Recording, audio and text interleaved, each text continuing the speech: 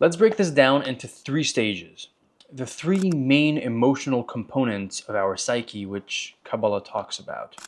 They're called Chesed, Gvura, and Tiferes. Chesed, the first one, being the attribute of kindness, giving, strongly associated at times with love, as we'll see.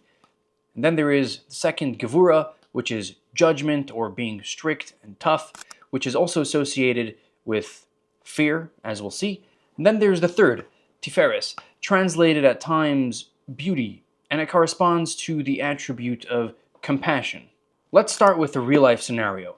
We're walking down the street and someone approaches us and asks us for some help. Our feelings of kindness and love suddenly open us up and compel us to want to give and help this person in any way we possibly can. When we have love in our hearts, we feel open and we want to share and give and connect as much as we can to create positive relationships with people around us. Now, obviously, we're not going to have relationships with every single person on the planet, but it's that part of us which wants to open and share and connect with other people. And at times, it means giving some of our money and putting it into a charitable cause. And now, let's imagine us walking home from a tireless day in work. We decide to take a shortcut through a dark and gloomy alleyway. We start walking down and suddenly we see somebody coming out of one of the dark corners and begins to approach us. As this person gets closer, he asks us if we can lend a helping hand and give him something.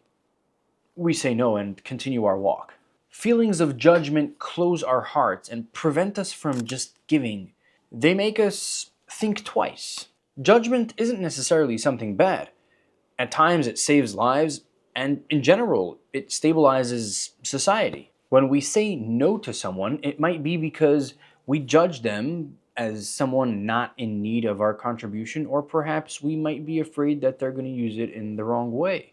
Judgment is our way of deciding if the person in question is worthy of something or not. The feeling and emotion it brings in our heart is that of closing ourselves and concealing our goodness and kindness and not sharing ourselves with the world around us.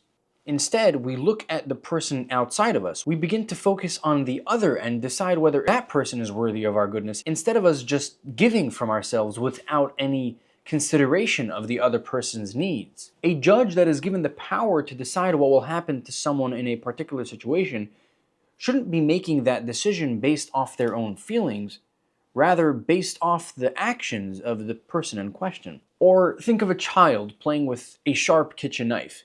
Now let's not try to understand how exactly this child got this kitchen knife. We're not going to judge the mother or anything like that. But when mom comes along, she would rightfully make the judgment of taking that knife away. This is a situation where it's important for us to conceal our feelings of kindness and giving within our feelings of judgment and concealment. The emotion of fear is very closely related to judgment in this aspect of closing ourselves up. If love was when we open ourselves and share a part of us with the rest of the world, then now in fear we close ourselves off and don't allow anything from within us to be shared with the world around us. We don't share our true colors and intentions. These teachings described in Kabbalah can really be generalized into 2 categories of our human psyche. In one, we're open and sharing ourselves with the world, and this is represented by love, giving, and kindness. And on the other side, we have that part of our psyche in which we close ourselves up and distance ourselves from the world and instead judge the world based off its own merit. And that is represented by judgment, withholding, and fear. And now it's time to talk about the 3rd general emotion, compassion. When someone asks us for help, our feelings of kindness want to just open us up and give. Our feelings of judgment close us back up and make us think twice. Compassion comes in and finds the bridge between the 2 and creates a beautiful result. Why does our kindness want to give? Because we want to be kind. We want to be nice to people around us. Our judgment will reply, if this person doesn't need your help, or if this person can use it irresponsibly, then is that actually considered being kind? Compassion will come in and say, well, if you don't want to give this person money because they might use it irresponsibly, well, perhaps you can give them some food or clothing, or perhaps you can bring them in and help them with a nice word. King David once judged a case between a poor man and a wealthy man.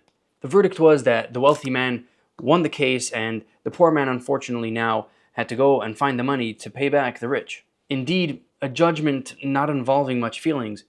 But then, after the case, David approached the poor man and compensated them and reimbursed them for the loss that they incurred during this case. This is compassion.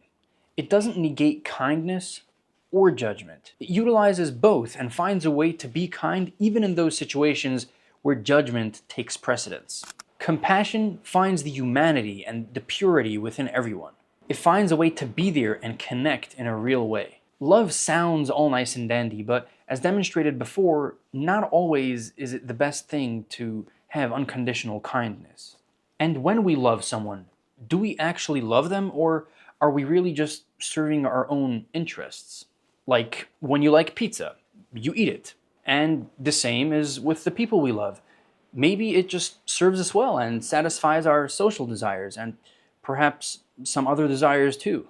Judgment, though, focuses too much on the worthiness of the other person and doesn't invest any personal input. Compassion will take the focus of the worthiness on the other and find something which even our judgment will agree that person is worthy of. This creates a situation where we're truly invested in the other person, not only on their own worthiness, but we've truly invested ourselves into it. We take into account the humanity of the other person and open our hearts to them in a way that will be beneficial to them, not only to satisfy our personal urges. This emotion of compassion represents that part of our psyche which is truthful and sincere and beneficial to people in a way that is good for them. It's both open and closed, depending on the situation and how much openness is required.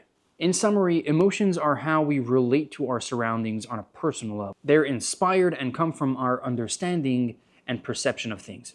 Join us in the next video to cover what role emotions play in our psyche and how they connect with our soul, why emotions are so important. See you later, and bye-bye for now.